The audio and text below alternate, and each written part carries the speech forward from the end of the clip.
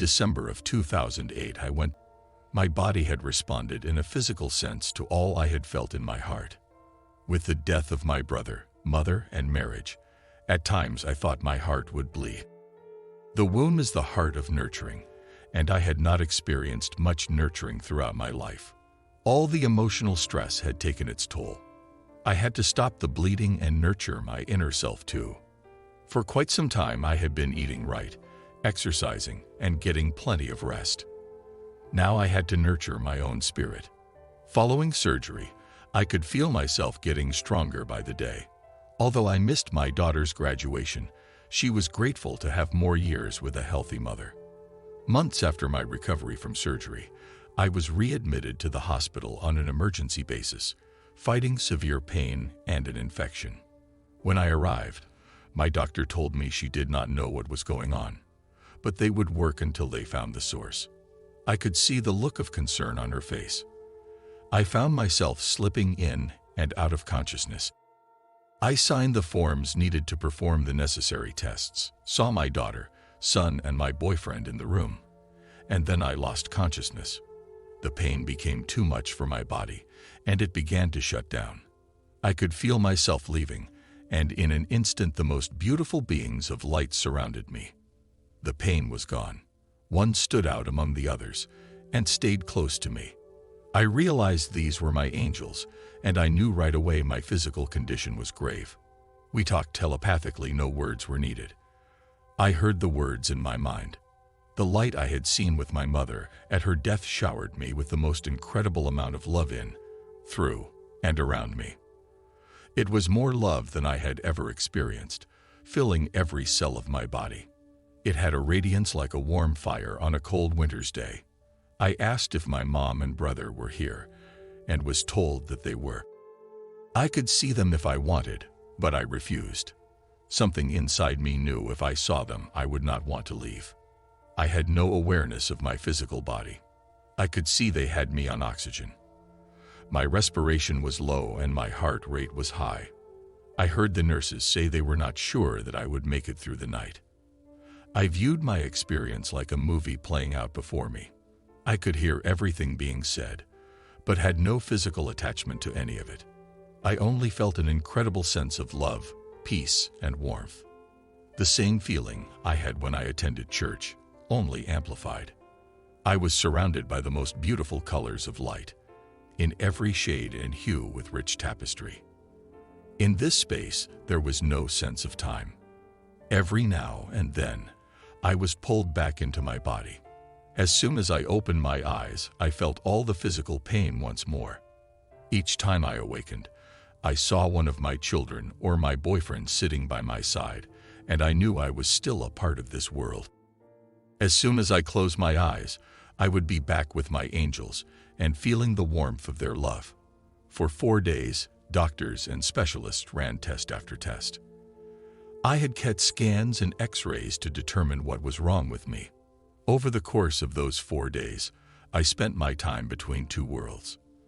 I was aware of the physical, but also aware of my non-physical self.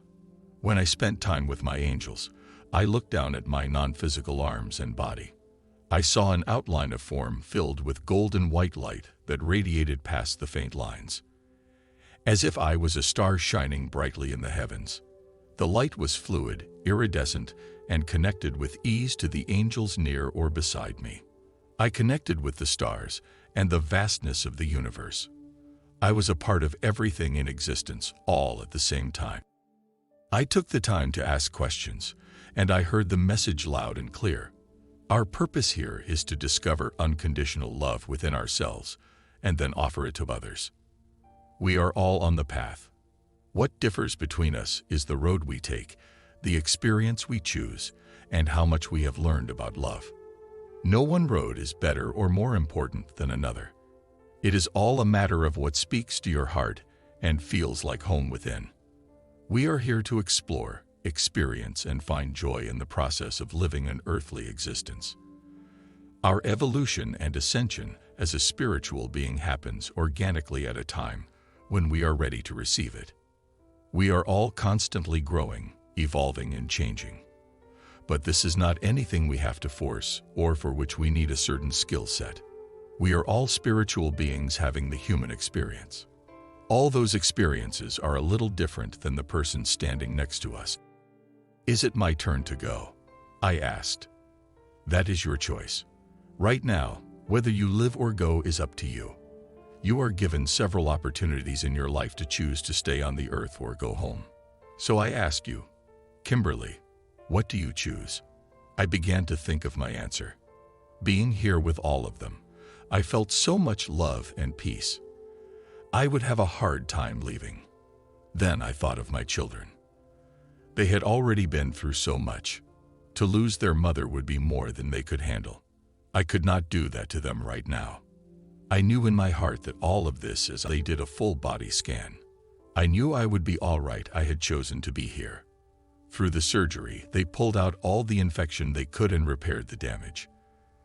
My body fought 4 types of infection, and what saved my life were the IV antibiotics I had been given the 24 hours prior to my appendix bursting. That kept the infection from spreading throughout my body. The doctors called me a miracle. They said had I not been in such great physical shape, this story would have had a very different ending. Eventually, I left the hospital with the drains still in place to pull out the infection. I am so grateful for my family, my boyfriend, and everyone who was with me for round-the-clock care during my illness and recovery. They were all there for me when I needed them the most, and in a sense were angels serving in human form. After this experience, I made a significant shift in how I viewed my life. I became more determined than ever to live every day as if it were my last. The small things such as being stuck in traffic, or if someone cut ahead of me in line, no longer bothered me. I no longer chose to waste a minute of my precious energy on anything that did not matter. My motto became, if I am not going to remember this 5 years from now, I'm not going to give it any more thought today. Nearly dying changed me. I no longer saw the world the same way. I saw people as connected, all part of the same source, but living different experiences. I understood how much of our experience is about choice, even when we decide to die. Every experience had purpose and helped us on our path to fulfill what we came here to do. There is no right or wrong, good or bad. It is only our perceptions that make it one way or the other. There is no one true religion or path to heaven. Whatever speaks to our hearts individually is the right path for us. All roads lead back to source. This created a tremendous growth experience for me. Some people would ask about my experience and listen with genuine interest. For others, it was too much to take in. During my last checkup, when I told my doctor my story, her eyes filled with tears. She said she believed me because for those 4 days they were not sure I was going to make it. She told me how sorry she was, but I assured her there was nothing to be sorry for. They did the best they could with the knowledge they had.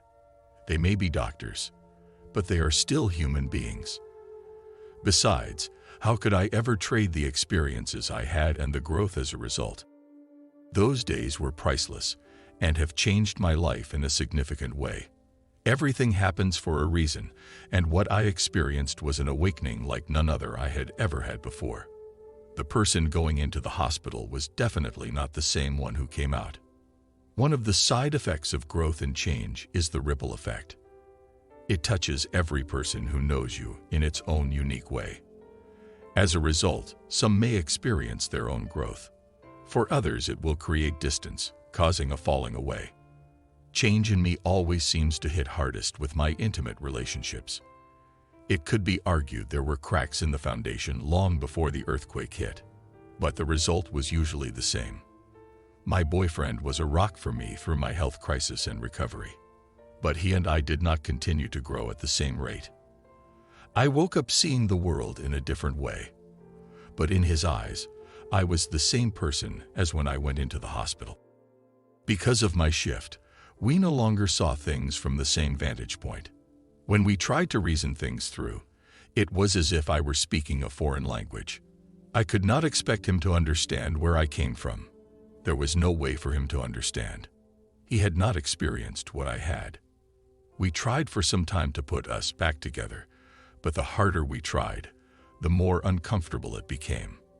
The universe let me know in every way possible that our time had come to an end. Everything in our life is fluid. Nothing remains the same. Every living thing grows and changes. Why would we be the exception? The process is one of the most natural occurrences, and yet we as humans are so fearful and resistant. We want to cling to what we see as security, even though what waits for us may be far better than we may ever imagine. The more we can let go and flow with change by being in a state of willingness and acceptance, the easier it may be to have a positive experience.